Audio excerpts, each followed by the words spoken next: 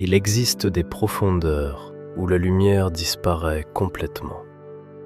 À quelques centaines de mètres sous la surface de l'océan, les rayons du soleil se dissolvent dans la masse d'eau. L'espace devient dense, froid et presque immobile. La pression augmente de dizaines de fois. La température approche de zéro. Et c'est là que vit l'une des créatures les plus inquiétantes de l'océan, Anoplogaster cornuta, connu sous le nom de poisson-croc. Lorsqu'on le voit pour la première fois, il est difficile de croire qu'il s'agit d'un véritable habitant de la Terre. La tête semble trop grande pour un corps si petit.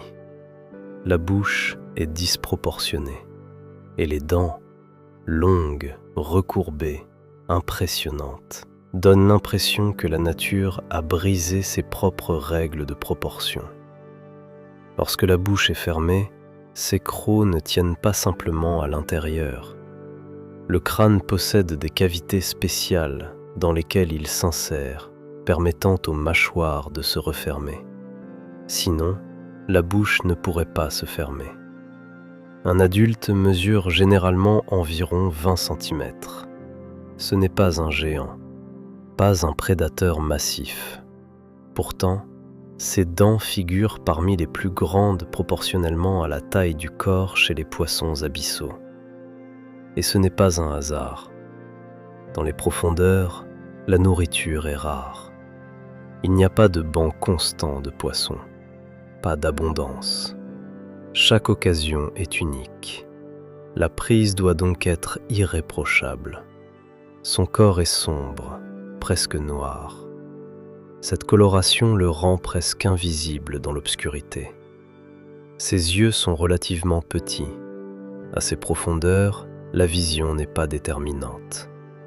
Il est bien plus important de percevoir les moindres vibrations de l'eau.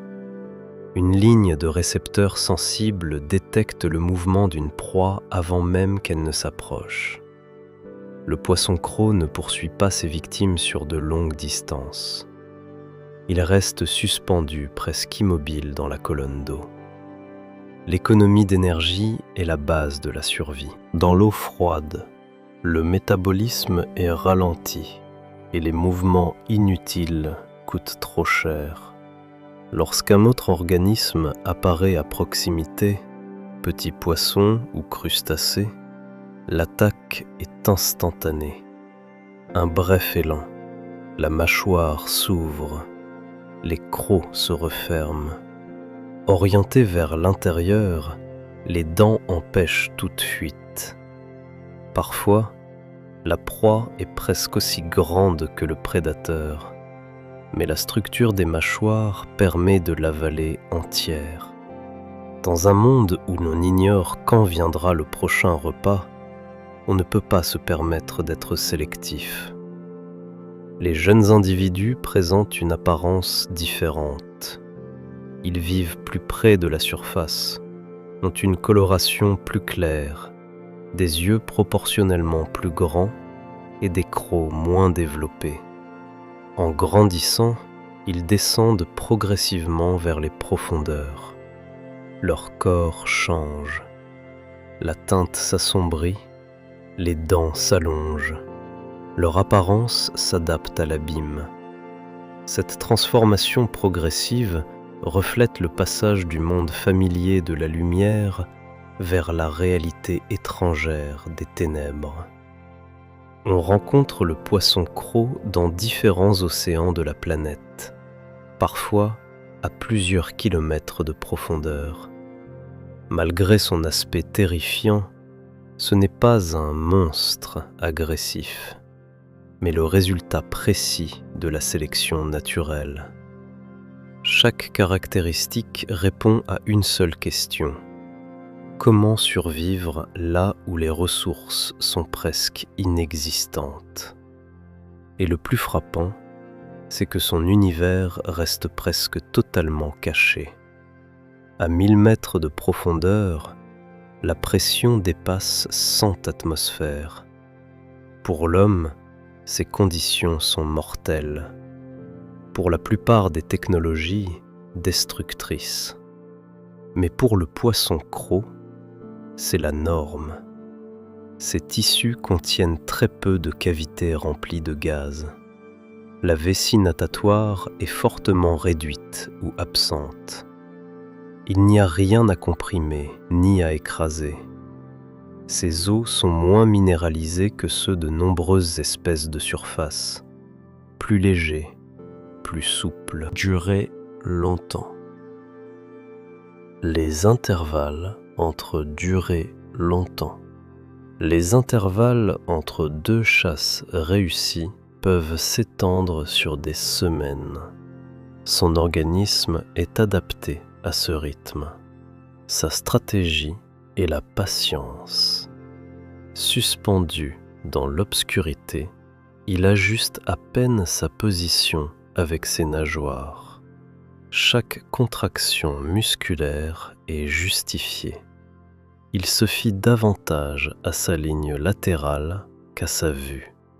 Lorsque le signal devient suffisamment proche, l'attaque est brève et précise. Pas de poursuite, juste un calcul instantané. Les larves de l'espèce se développent plus haut, dans des couches mieux éclairées, riches en plancton. Avec l'âge, elles descendent progressivement. Les jeunes et les adultes vivent littéralement dans des mondes différents. Ce déplacement vertical s'accompagne d'une transformation corporelle. Les proportions changent. La tête paraît plus massive, les crocs s'allongent. Les yeux deviennent relativement plus petits. L'organisme s'adapte à la vie abyssale. Le poisson-croc est rarement observé.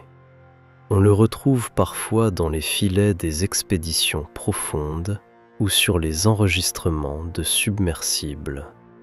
Son comportement naturel reste encore largement méconnu. L'abîme conserve ses secrets. Pourtant, même les rares données disponibles montrent qu'il ne s'agit pas simplement d'une créature étrange à l'apparence effrayante.